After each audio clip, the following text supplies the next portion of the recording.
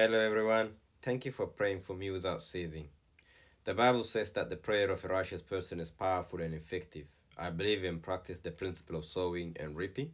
That is, if you pray for one person, God would raise many that would pray for you. So let us pray before we commence another Bible study. Father God, we pray according to the Holy Scriptures. It is written that we will know the truth and the truth will set us free. It is the Spirit of truth that leads us into all truth.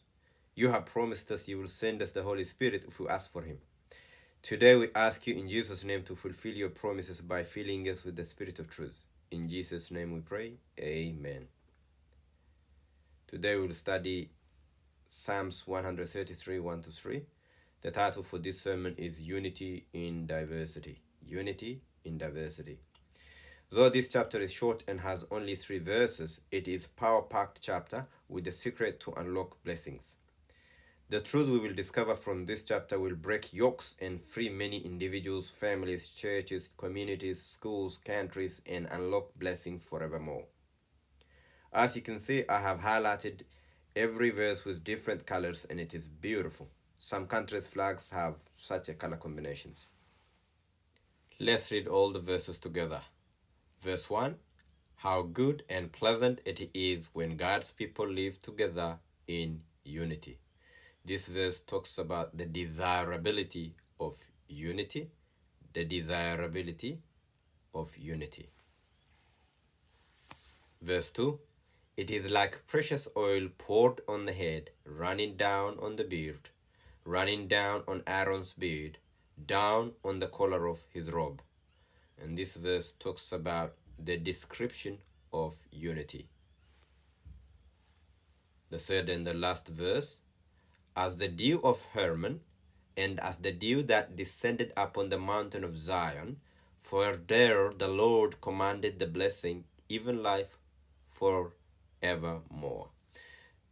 This verse talks about the description of unity. So the first verse talks about the desirability of unity, but verse 2 and verse 3 talks about the description of unity. The first verse is about the desirability of unity. Behold how good and pleasant it is for brethren to dwell together in unity. Unity is the church's perfume, and true unity comes from God. It is the work of the Holy Spirit. Love is the fruit of the Spirit. Jesus said, if you love one another, others will know that you are my disciples. We cannot be kingdom priests if we don't love each other. In Matthew 12:25, Jesus said, every kingdom divided against itself will be ruined, and every city or household divided against itself will not stand. Nowadays, in some theology colleges, it is a requirement for the students to dwell in the campus accommodation. It is a great start for the students.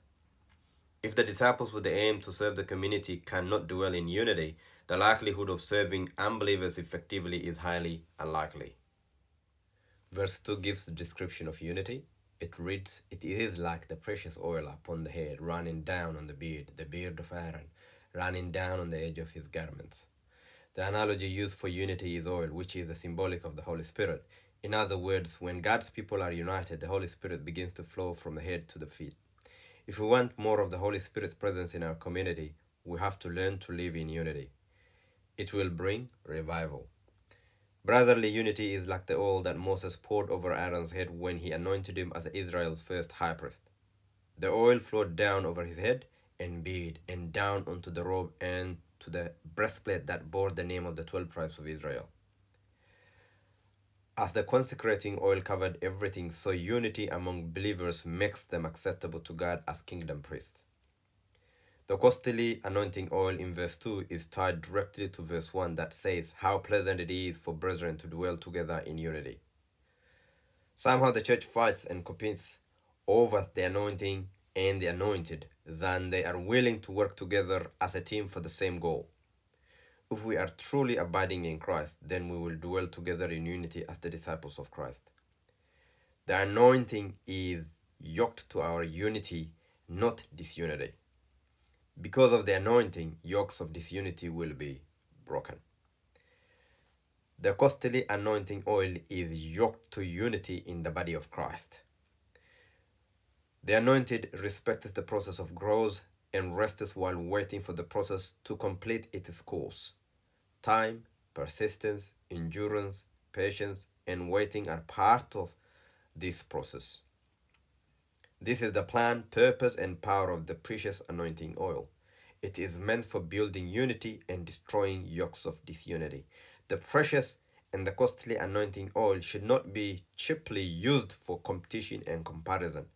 Wrongly used, it leads to division. We have to be humble, dependent, and believe in God as little children believe in their parents. At one time, the disciples came to Jesus saying, "Who then is the greatest in the kingdom of heaven?" Then Jesus called a little child to him, set him in the midst of them, and said, "Assuredly I say to you, unless you are converted and become as little children, you will by no means enter the kingdom of heaven. Therefore, whoever humbles himself as this little child is the greatest in the kingdom of heaven." Matthew chapter 18, verse 1 to 4. The anointing oil covers our body from head to toe, including our garments that covers our body. So it changes our attire and attitude. We should be putting on the holy garments at all times as kingdom priests. The anointing consecrates us, means it separates us from the world in character as well as in clothing. Our uniform tells which profession we belong to.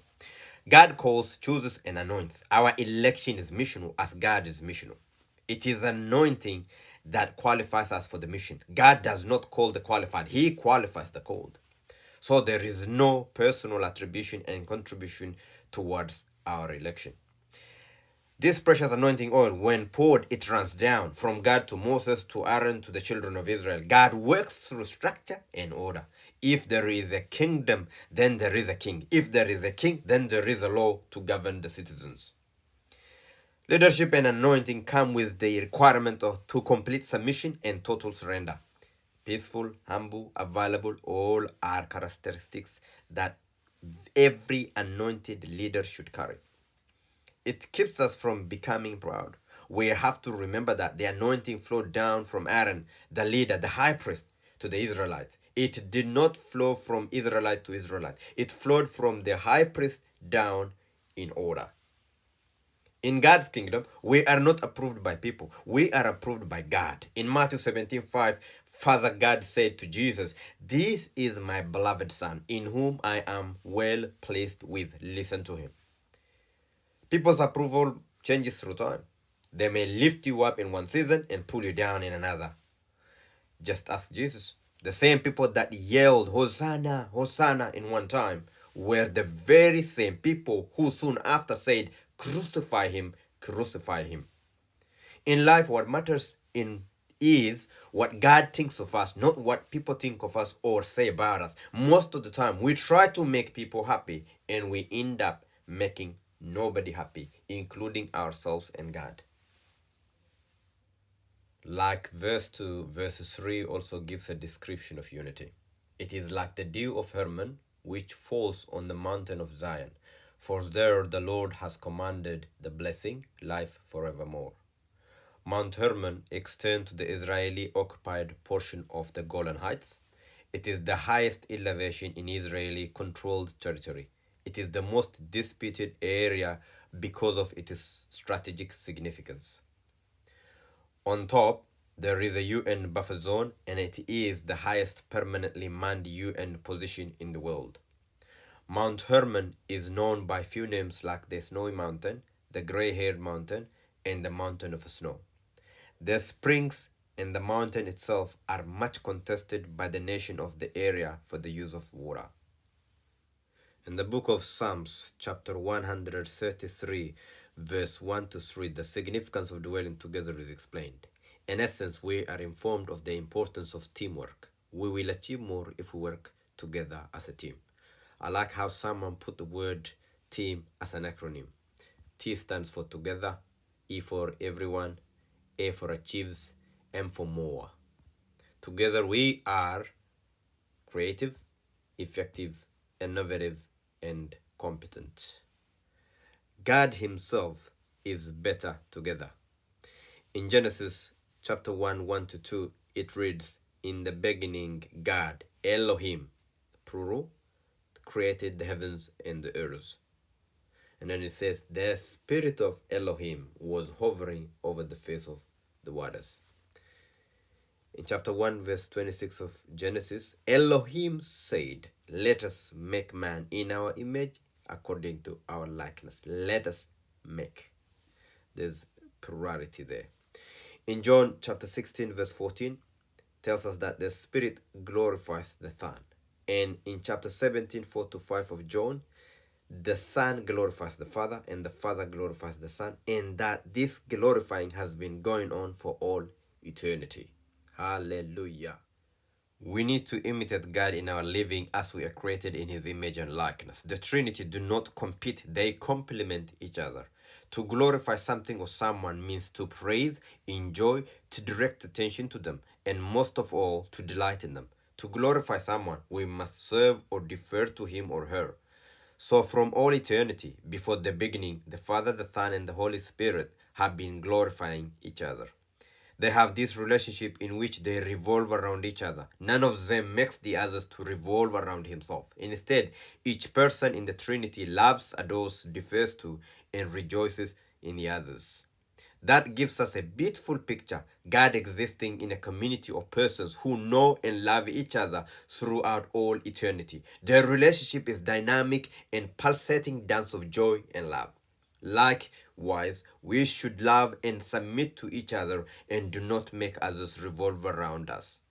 As the planets revolve around the sun for us to survive, we should also revolve around the Son of Righteousness, Jesus Christ, to be spiritually alive. We should all keep our orbit and dance to the rhythm of the gravity of God's love. Just as the moon imitates the sun, we should also imitate God. We are created in God's image and likeness to dance with God.